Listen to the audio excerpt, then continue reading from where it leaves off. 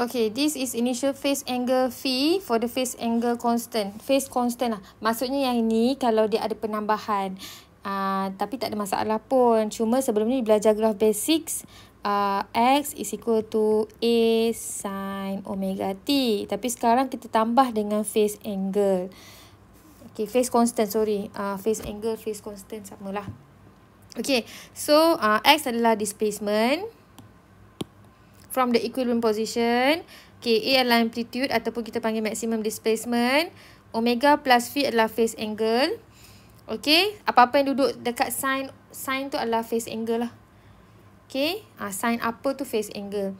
Tapi selalunya equation yang ada plus phi macam ni, untuk chapter 9 dia tak bagi you lukis. Selalunya benda yang you kena lukis adalah basic graph macam ni. Okay, alright, so omega adalah angular frequency atau angular velocity. So T adalah time. So, phi ni adalah initial phase angle. Okay, so kemudian, so sekarang ni contoh lah. Contoh dia bagi kat sini. Yang kita nak tahu apa sebenarnya phi tu kan. Phi ni yang duduk belakang ni lah. Yang lain daripada yang lain. Okay. So, ini adalah graf. Contoh dia kata, at T is equal to 0, X is equal to 0. So, kat sini lah. Okay, lepas tu, maksudnya spring ni oscillate lah. Oscillate maksudnya spring ni akan oscillate daripada equilibrium position. So, dia akan wujud graf sin. Okay, dia akan wujud graf sin. Inilah. Tapi, dia gatal nak tukar graf sin ni sebutan jadi cos. Okay, so bila kita buat lukis tukar graf kepada graf cos, dia akan ada shift wave tau. So, yang ni you akan belajar chapter, lebih lanjut chapter 10 lah. Ini just nak bagi tahu. Okay, bila dia shift wave, dia guna cos nak jadikan sama dengan A sin, dia kena tambah pi per 2 kat belakang. So, kalau saya lukis graf A cos omega T minus pi per 2, graf saya sama bentuk dengan graf sin omega T. So, saya tak nak tunjuk lah, nanti awak pening. So, yang ni chapter 10. Cuma sekarang saya nak tunjuk, dia ada juga phase angle dalam maksudnya equation ni boleh juga kita buat dalam sebutan phase angle. Iaitu phase angle-nya adalah untuk yang equation, untuk equation cos adalah phase angle, tapi untuk equation sin tak adalah. Okay, tak ada. Sebab tu dia kata phase angle untuk equation sin kosong. Okay, so tengok pula contoh kedua. Okay, contoh kedua, dia cakap bila T kosong, X dia adalah amplitude maksimum. Jadi dia start daripada atas. Bila start pada atas, graf yang terhasil adalah graf cos. Okay, sekarang ni terminologi kita adalah graf sin kan? Graf sin. So kita tengok pada sin je lah. Okay, untuk yang bila T kosong, X kosong ni tak ada masalah. Okay, sebab tu phase angle dia kosong. Sebab dia tak ada tambah kat belakang ni kan. Yang ada tambah pada graf cos. Kita nak tengok pada graf sin. Okay, so untuk yang ni, kalau T kosong, X dia positif amplitude. So, graf yang terhasil adalah graf cos. Jadi, dia punya equation akan jadi X sama dengan A cos omega T. Tapi awak nak graf sin kan? Contoh dia nak graf sin sebab dia nak tunjuk je. Okay, so A sin omega T, dia pluskan dengan pi per 2. So, dia punya equation akan sama dengan A cos omega T.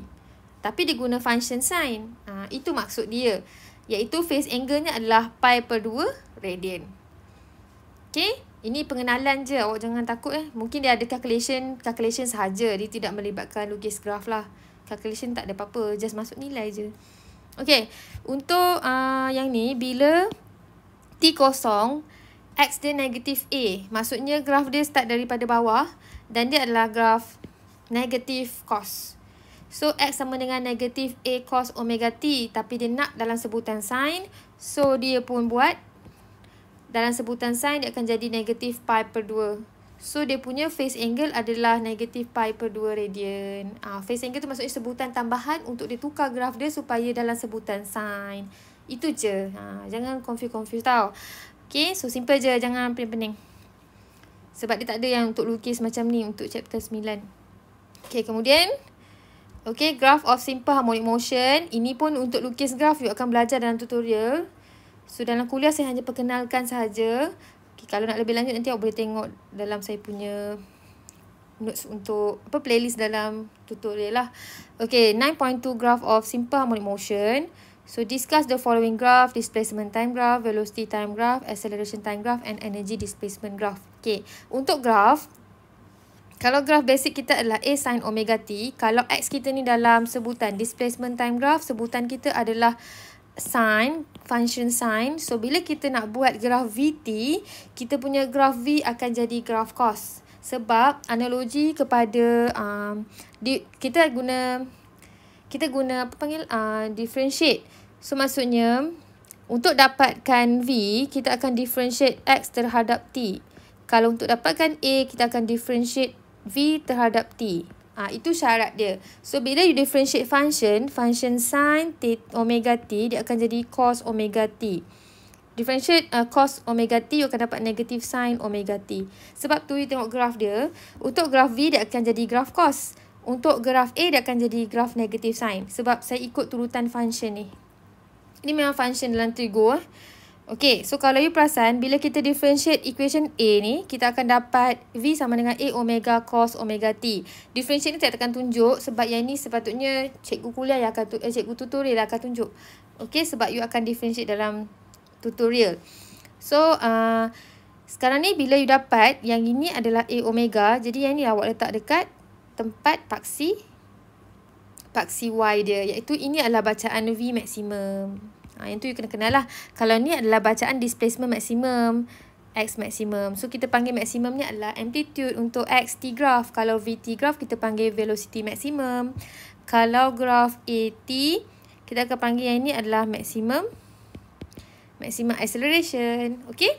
Macam tu. Okay. So, kemudian untuk graph E pula, you ada graf senyum dengan graf masam. Graf senyum ni adalah graf potential energy. Graf masam ni adalah graf kinetic energy. Kan masam kan penat lari kan? Graf masam. So, gabungan antara U dan K, dia akan hasilkan total of energy lah, iaitu garis straight ni. Itu adalah energy total, iaitu half m omega square A square. Okay, so ini adalah equation bagi kinetic energy dan ini adalah equation bagi potential energy. Kita tambah kedua-dua equation ni, kita akan dapat equation energy. Okay, so yang ni pun you kena tahulah sebab nanti mungkin ada calculation. So, A ni apa? Okay, A ni adalah amplitude. Okay, X ni apa? X ni adalah pada distance, daripada displacement yang dia nak. Mungkin dia kata calculate kinetic energy when the object is 1.5 meter. Tapi amplitude awak 2 meter contoh. So, amplitude you masukkan 2 meter. X ni you masukkan 1.5. Maksudnya nak kinetic energy pada X tu. Okay. So, ini adalah contohlah graph displacement X against time T. Yang basic, macam mana nak lukis. As you know that graph sin kan, sin graph buatlah bentuk function sin. Lepas tu, then dia ada X T graph because graph you adalah X dan T. And then you kena calculate period. One complete cycle is come from 2 pi over omega. Dapat tahu omega, compare lah, cari period. So, A ni adalah, yang kat sini adalah tempat untuk amplitude dengan negative amplitude sebab ni adalah graph X.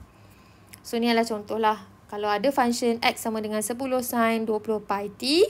So, kita compare dengan general equation. A sin omega T. Omega adalah 20 pi dan amplitude adalah 10.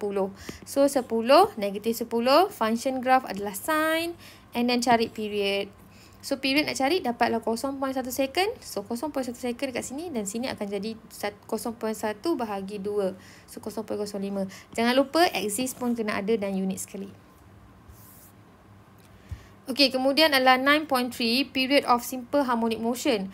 Okey, untuk period simple harmonic motion, period is the time for vibrating object to make one complete cycle of the vibration. Selalunya benda yang melibatkan ni kan awak ada dua. Kita sebenarnya 3 kan. Satu simple harmonic motion by pendulum and the other satu lagi adalah sebenarnya spring. Cuma mass spring tu ada dua keadaan. Satu vertical motion, satu lagi horizontal motion. Okey, so untuk kira period dia dah bagi tahu siap-siap dah. Okay, untuk simple pendulum, you kena guna formula simple pendulum. Untuk spring mass, you kena guna formula spring mass. Jangan tukar. Okay, untuk simple pendulum is one which can be considered to be a point mass suspended from the string or rod or negligible mass. For small amplitude, the period of such a pendulum is given by T equal to 2 pi sed L over G. L tu adalah length of the string. G adalah gravitational acceleration lah. Kalau dekat bumi adalah 9.81. So, this expression for period is reasonably accurate for angle of a few degrees. Okay. So next adalah spring mass oscillation. So the variable that affect the period of the spring mass system are the mass and the spring constant. So the equation given is T equal to 2 pi cert M over K. So M tu adalah mass of object, K adalah spring constant. Okay, the equation can be interpreted to mean that the more massive object will vibrate with a longer period. So ni nak kaitkan lah, kalau more massive object, makin berat object, dia akan vibrate makin lama lah. Okay, spring with the greater spring constant stiffer. Spring have the small period. The greater spring constant means they exert stronger restoring force upon the attached mass. Maksudnya dekat sini K juga mengambil apa? K juga diambil dia punya apa saya cakap. Spring constant juga penting lah untuk menentukan berapa lama period yang diambil. Macam tu. Salah satu faktor lah. Faktor nak keluarkan perkataan tu susah. Faktor untuk period tu lama ataupun sekejap. Okay.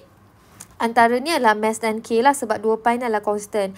Mass dan K juga bertindak balas untuk period. Okay. So that's all for chapter 9 untuk kuliah. So selebihnya akan di cover oleh tutorial. Thank you and Assalamualaikum.